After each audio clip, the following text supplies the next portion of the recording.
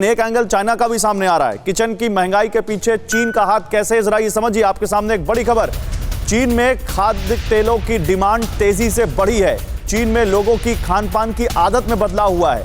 पहले चीन में उबली चीजों को खाने का ट्रेंड ज्यादा था, लेकिन अब जैसे जैसे ये चीजें आगे बढ़ रही है, नई जनरेशन आ रही है, वहां खाने पीने की जो टेंडेंसी है, जो आदतें हैं, उसमें बदलाव देखने को मिल रहा है। और इसलिए अब चीन में भी खाद्य तेलों के दामों में जो महंगाई बढ़ रही है, वहाँ की खपत बढ़ रही है, डिमांड बढ़ रही है इंटरनेशनल मार्केट में, क्योंकि डिमांड ज़्यादा हो रही है और सप्लाई उतनी ज़्यादा है नहीं। इसको देखते हुए भी महंगाई बढ़ी है और भारत में भी दाम इसके बढ़े हैं। तो कैसे चीन ने आपके घर का बजट बिगाड़ा है, जरा ये समझिए। और ये जाने अनजाने में जैसा भी हो, लेकिन चीन यहाँ पर एक रीजन बन गया है। चीन की आबादी दुनिया में सबसे ज़्यादा हम सब जानते हैं, और वहां पर अगर किसी चीज की डिमांड ज्यादा क्रिएट हो तो ये पूरी इंटरनेशनल सप्लाई पर असर डालता है। खान पान में बदलाव की आदत की वजह से चीन में खाद्य तेलों की खपत बढ़ी है। पहले चीन में उबली चीजों को खाने का ज्यादा ट्रेंड था, लेकिन अब वहां पर ये आदतें बदली हैं।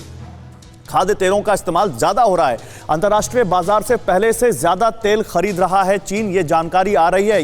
ये इनसाइडर जो इंडस्ट्री के हैं वो बता रहे हैं। मांग बढ़ने से अंतर्राष्ट्रीय बाजार में कीमत बढ़ी है और भारत में भी इसका असर दिखा है, क्योंकि भारत में बहुत ज्यादा हम बाहर से खरीदते हैं।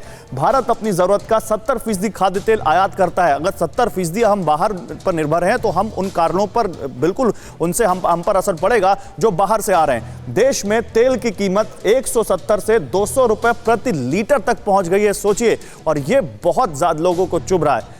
कैसे तय होता है खाद्य तेल का दाम, ये समझिए। ये मैथ भी समझना बहुत जरूरी है। देखिए, हम बाहर से आयात कर रहे हैं तो इंपोर्ट प्राइस, फिर क्योंकि कस्टम ड्यूटी देनी होती है, इंपोर्ट ड्यूटी, वो उसके बाद माल भाड़ा उसमें जोड़ा जाता है। जीएसटी भी 5% लगता है खाने पीने की तेलों पर, ये समझिए। तो वो फिर ये यहां से जब ये सारी चीजें जुड़कर जब थोक व्यापारी तक पहुंचती हैं तो थोक व्यापारी उस पर अपना मुनाफा जोड़ता है और उसके बाद वो आगे बढ़ाता है। फिर खुदरा व्यापारी उसमें अपनी कॉस्ट जोड़ता है, वो भी अपना माल भाड़ा ऐड करता है। इंपोर्ट प्राइस में जो यहां पर हमने बताया, इसमें एजेंट का कमीशन भी शामिल है। तो ये सारी चीजें मिलकर खुदरा व्यापारी जब एक फाइनल प्राइस तय करता है और जब वो देता है किसी ग्राहक को, तो वो प्राइस इन सारी चीजों से मिला होता है।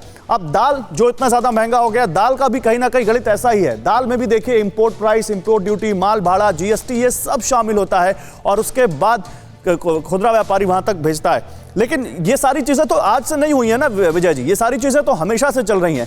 मैं आपसे जानना चाह रहा हूं कि क्या ये सरकार भाप नहीं पाई, जैसे कोरोना नहीं भाप पाए हम, क्या ये भी नहीं भाप पाई कि महंगाई बढ़ सकती है? क्योंकि देखिए, होलसेल प्राइस इंडेक्स 11 सालों के उच्चतम स्तर पर जाकर टिका है, डबल डिजिट में। आप सीपीआई की बात करें खुदरा महंगाई की, तो वो कम दिख रही है। ये तो बड़ा अजीब सा लग रहा है कि थोक में चीजों के रेट बढ़ रहे हैं लेकिन खुदरा में नहीं बढ़ रहे हैं और जमीन पर वो कुछ दिखता नहीं। देखिए, यही चीज हमें समझनी होगी। जैसा मैंने कहा कि अंतर्राष्ट्रीय बाजार में पिछले साल और इस साल इसी महीने को अगर आप कंपेयर करते हैं तो पाम ऑयल के दाम 105% बढ़े हैं अंतर्राष्ट्रीय बाजार में।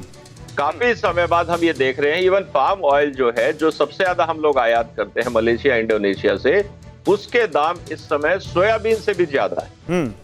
तो डिमांड सप्लाई का डायरेक्ट असर है। दूसरा, आपने कस्टम ड्यूटी की पूरी जानकारी दी, ये पहले भी था, बिल्कुल सही है।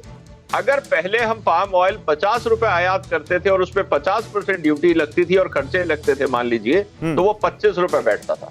अगर आज मैं 100 रुपए का चीज आयात कर रहा हूं और उसमें 50% खर्चे जोड़ूंगा तो 50 रुपए बनता है। तो क्योंकि हमारी कस्टम ड्यूटी और खर्चे परसेंटेज बेस्ड है। सर, लेकिन अगर ट्रेंड देखें तो कस्टम ड्यूटी कम हुई है, उसके बावजूद रेट बढ़ रहा है। तो ये माने कि आम आदमी और सरकार के हाथ में कुछ नहीं है, कुछ राहत नहीं मिलेगी उसको।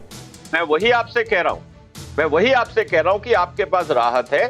अगले 3, 4, 5 महीने के लिए आप कस्टम ड्यूटी 0 कर दो, लेकिन इसका खामियाजा आपके किसानों को उठाना पड़ेगा। क्योंकि जब आपका अक्टूबर के अंदर या अक्टूबर मिड के अंदर जब आपकी सोयाबीन की फसल आएगी, उस समय अगर थोड़े रेट डिप्रेस हुए, इस समय सोयाबीन चल रहा है 80 रुपए, आप समझिए इस बात को। हिंदुस्तान में भी जो किसान कहते हैं हमें एमएसपी नहीं मिलता, एमएसपी नहीं मिलता, एमएसपी आपका है करीब 38 रुपए के आसपास और आपका सोयाबीन बिक रहा है 80 रुपए। किसान इसकी बात नहीं करेंगे।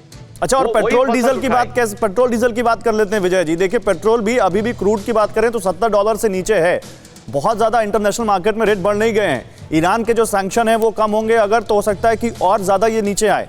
तब भी पेट्रोल डीजल बढ़ता जा रहा है। देखिए, पेट्रोल और डीजल की कहानी अलग है, दोनों को मिक्स मत करिए।